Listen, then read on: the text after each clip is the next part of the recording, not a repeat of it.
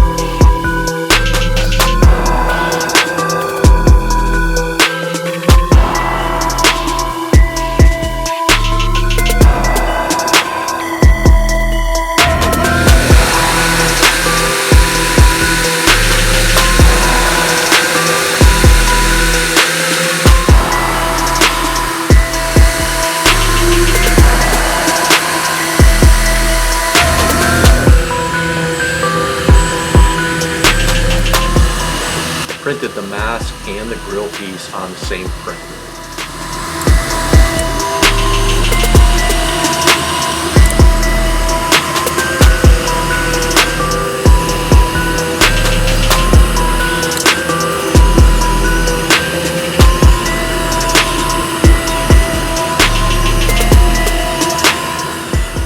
Using generic PLA 1.75 to print these parts out.